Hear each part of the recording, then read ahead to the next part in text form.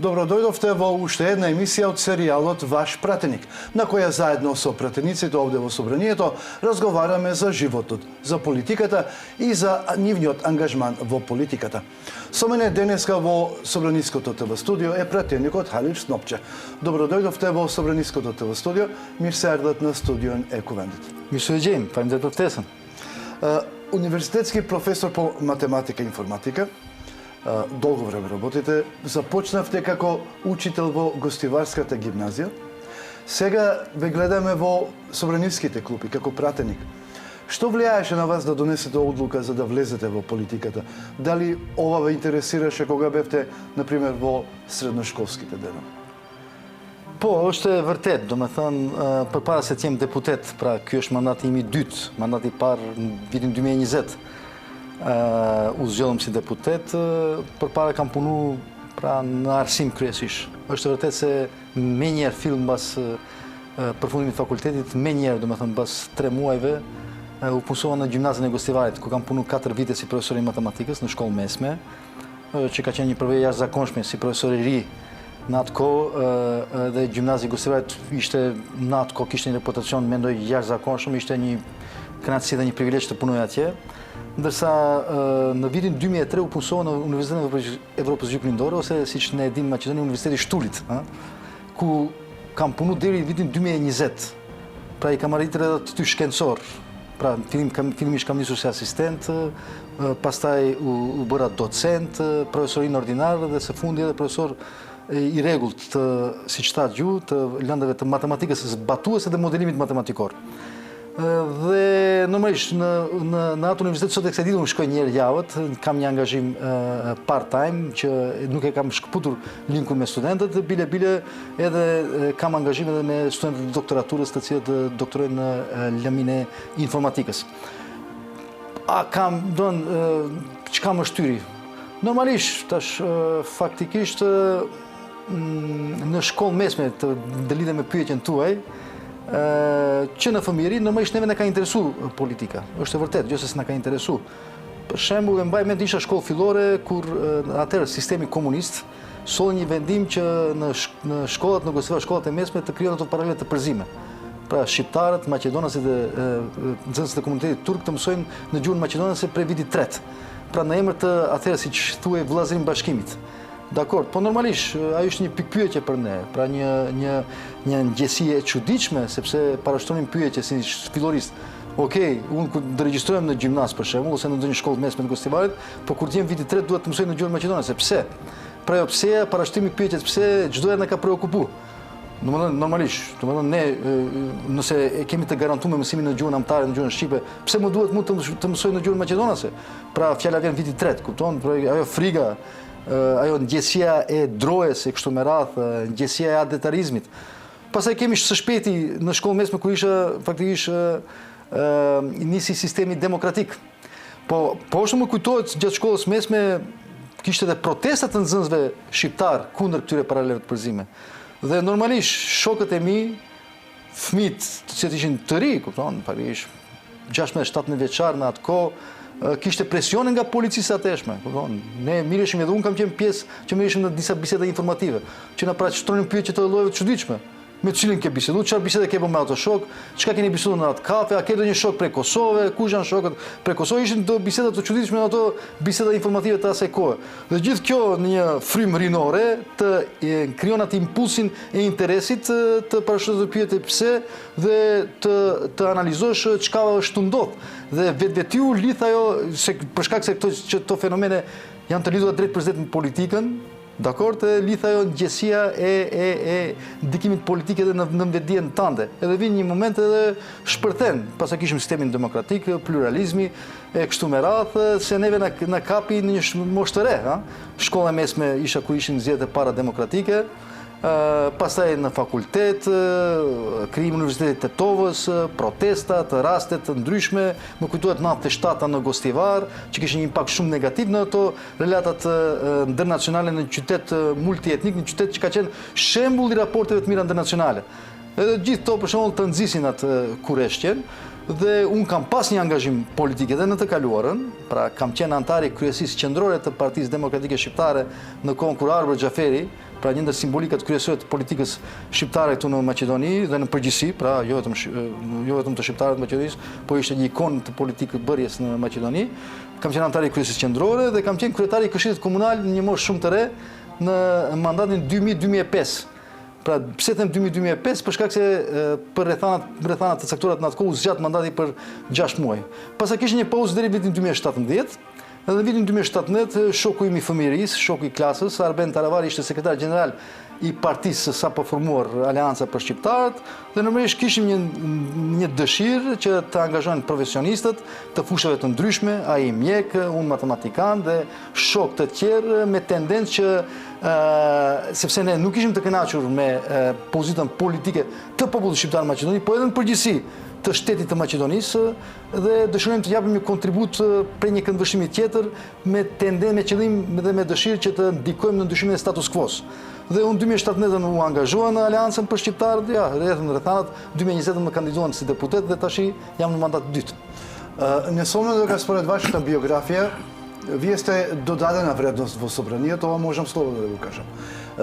Доаѓате, роден сте во Тетово и сега секој регион има свои културни традиции, вредности кои ги почитуваме.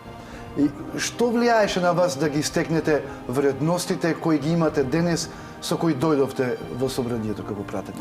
Дали тоа беше семејството, образованието и како ги пренесувате на идните генерации? Domethënë, unë është vërtet jam lindur në Tetov, sepse nanën e kam tetovare, por jam lindur në Tetov se ashtu kanë qenë rrethanat. Pra në spitalin e Tetovës dhe në biografi shkruan se jam lindur në Tetov, po jetoj dhe gjithnjë kam jetuar në Gostivar.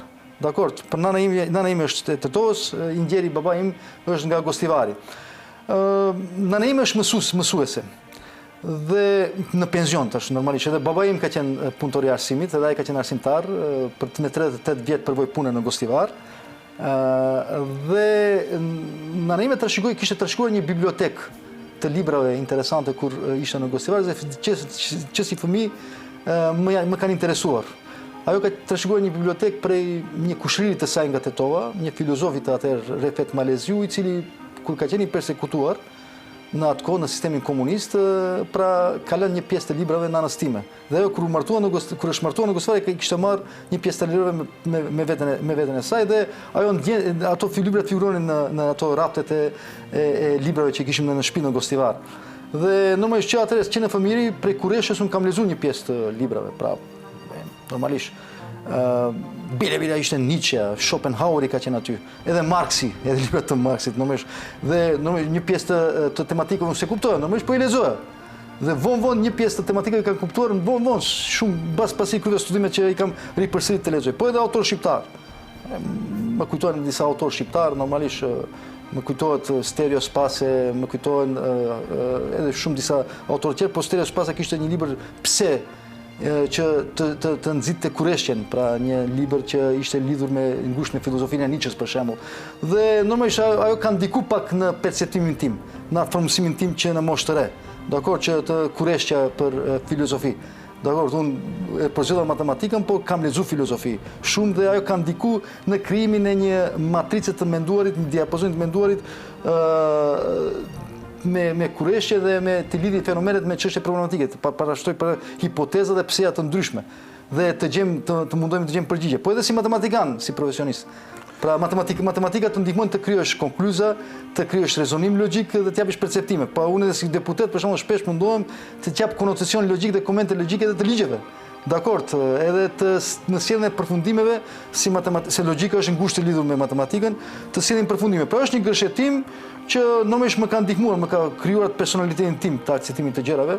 Sa arrim ne të materializojmë si deputet, nuk e dim, po ne mundohemi që atë dijen elementare që të reflektojmë edhe në punën tonë si deputet, normalisht. И колку ви помага во работата во собранието? Целото тоа искуство во гимназијата, во универзитетот, во работата како пратеник, колку тоа ти помага? Në mënyrë indirekte besoj se ka ndihmë. Normalisht, unë përpara se të jem deputet, neve thash na kanë interesuar çështjet politike, po unë kam qenë një matematikan. Dakor. Pra jam marrë me teorema, me aksioma, me probleme matematikës, me vërtetime, lema, kudo çfarë, definimi të koncepteve matematikës. Normalisht në kuadër të matematikës kam qenë shumë interesuar në pjesën e fizikës, pra eksaktisht jam marrë me shkencë eksakt. Kupton, politika më ka interesu, siç thash, literatura edhe filozofi, po edhe autorëve shqiptar, pra unë besoj, unë për shembull jam mundur jetën time të lexoj gjitha veprat e Kadares. Po kam lexuar edhe shumë autor maqedonas.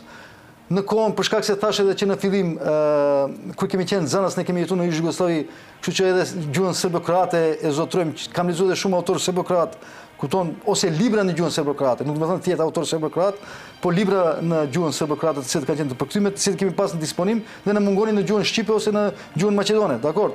Dhe në mënyrë indirekte sigurisht ndikon në diapazonin tan. Po thash si matematikan në formimin e konkluzioneve, në rezonime, edhe në interpretimin logjik të ligjeve. Sigurisht ju keni hasur në foltorin e parlamentit, unë shpesh them, unë s'jam jurist, por në lidhje me këtë ligj, logjika elementare thot këtë. Pra normalisht nëse nuk ka një farë lidhshmërie të ngushtë në mes çështjes juridike me rezonimin logjik, atëherë dihet me fillim se ajo çështje juridike nuk është e shëndosh e shkruar, kupton? Prandaj rezonimi logjik ndihmon. Pra, edhe javën e kaluar kemi pas raste të tilla, edhe para 2-3 javësh. Pra, unë kur kam parashtruar pyetje logjike edhe ministrave dhe kryeministit Mickovski. Faktikisht logjika e thjeshtë, tash mos marrim kohën se koha është limituar, por në ndonjë rast tjetër mund të tregoj edhe shembuj konkret të tematikave të cilat në prej foltorës së parlamentit ose prej komisioneve i kam shtruar, edhe në aspekt logjik, që është lidhur ngushtë edhe me profesionin tim normalisht.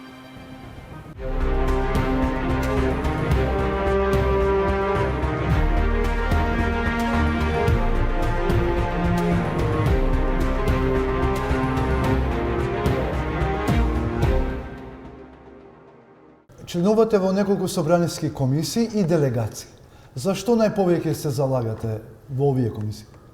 Do të thënë, unë isha antar të komisioneve, për momentin nuk jam antar i asnjë komisioni, për shkak se isha koordinatori i grupit parlamentar të koalicionit Vlen, që fillimisht ishte parti në pushtet dhe 3 deputetët e atij koalicioni, unë, zoti Ria Çaqiri dhe Sadik Sulejmani, vendosëm që të lëshojmë koalicionin Vlen dhe u rishtuam si deputet opozitar, pra deputet të Aleancës për Shqiptarët. Dhe rrjedhimisht me vendim të Komisionit Përkatës dhe me votim në Kuvendin e Republikës, ne u shkarkuam për gjithë komisioneve dhe delegacioneve për bashkëpunim me shtetet e jashtme, që i bie për momentin si jemi antar të komisioneve, po normalisht pavarësisht asaj, ne kemi mundësi që t'japim kontributin tanë, marrim pjesë aktive në secilin komision, sepse pavarësisht ja apo nuk ja antar, ti mund të diskutosh dhe ke të drejtë të propozosh amandamente. Ashtu siç ndodhi së fundi, domethënë para 1 ose 2 javëve, kishim rastin e buxhetit ku parashtruam mbi 100 amandamente dhe kishim diskutim aktiv. Pra, antarësia e komisionit nuk është arsye që ti mos jesh ose mos antarësia në komision që mos jesh aktiv në punën e komisioneve. Pra, maksimalisht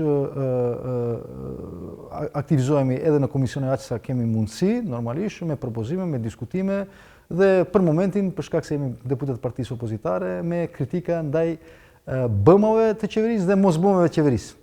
E kryjm rolin e opozitarizmit. Петокот е определен како ден кога пратениците се среќаваат со граѓаните, со гласачкото тело. Но верувам со нив се среќавате и преку неделата, не само во петок. Кои се нивните барања што ги адресираат до вас како пратеник? Është e vërtetë, domethënë dita e premte është caktuar si ditë ku deputetët duhet të takohen me qytetarët, ne kemi edhe zyrat përkatëse nëpër komunat përkatëse, por normalisht parlamenti shpesh punon edhe të premteve, ose komisionet shpesh punojnë të premteve. Po pavarësisht asaj, kjo nuk është pengesë, siç potencuat ju, ne mund të takojmë me qytetarët çdo ditë dhe atë e bëjmë. Pra, kemi takime të shpeshta, kemi takime edhe në kuadër të aktiviteteve partijake, po jo edhe në zyrë, po kemi takime edhe të përditshme, edhe në rrugë, sepse unë shpesh dal eci, bëj xhiro në rrugët e Gostivarit, po edhe jashtë Gostivarit. Pra shkoj speciale në përfshatra, në rrethin e Tetos, po edhe jashtë. Për shembull, unë kam qenë një deputet që jam angazhuar në mënyrë shumë të fuqishme për të drejtat e banorëve të Konjarës për shkak të ekocidit dhe shkatrimit ekonomik që bëhet atje. Konjara nuk voton për ne. Pra normalisht takime kemi dhe bëjmë edhe nëpër kafene, duke pirë kafe ose çaj, qytetarëve u interesojnë shumë gjëra. Pra u interesojnë raste të ndryshme, domethënë çështja e shtetësisë u intereson shumë për shkak se shumë qytetarë kanë familjarë nëpër vende të ndryshme, ose në Turqi ose në jashtë shtetit, kupton, interesojnë edhe për familjarët e tyre, interesojnë për ndryshimet kushtetuese, normalisht, a do të bëhen, si do jetë rrugtimi dhe fati evropian i shtetit tonë, dhe por ka edhe qytetarë thjesht të cilët kanë dëshirë që të pinë një kafe dhe të bëjnë një muhabet me deputetin. Pra, jo se kanë një farë interesimi special ose tematike të caktuar, po thjesht ai shkëmben do biseda dhe mendime dhe bën një muhabet me deputetin dhe shpesh ne mundsojmë edhe një gjë të tillë qytetarëve. Do pas një farë problemi dhe gati se un jam në takime të përditshme me qytetarë të ndryshëm. Има доста време до крајот на овој пратенички мандат. И кога би сакале да бидете запаметени за една работа, ако можеме да одвоиме една работа, која би била таа? По која работа да ве запаметат граѓаните или гласачите ваши? Domethënë ka shumë, domethënë angazhimi i deputetit prek shumë sfera dhe shumë probleme të qytetarëve, domethënë normalisht të llojeve të ndryshme, sepse pritjet e qytetarëve janë të shumta, aq më tepër që ne jetojmë në një shtet që në aspekt ekonomik nuk i përmbush standardet evropiane dhe ngecim.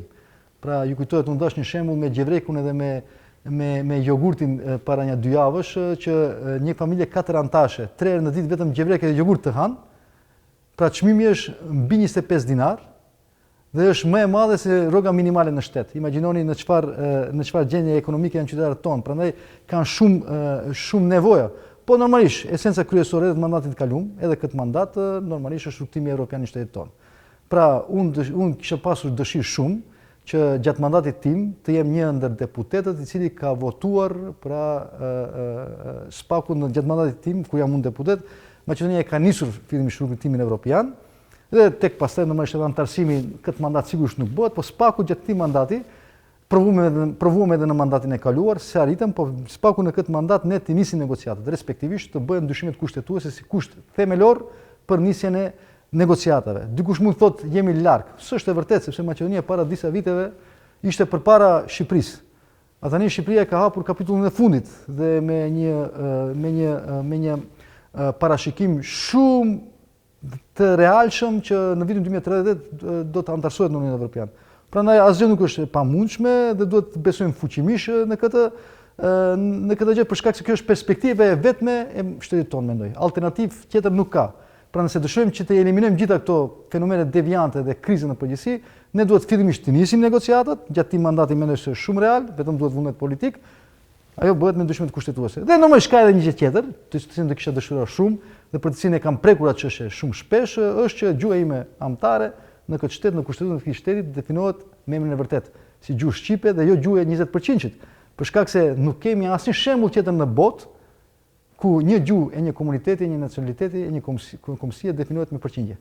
Pra, do isha qenë shumë i lumtur. A është çështje reale, do të shohim, koha do të tregon. Faleminderit. Faleminderit juve.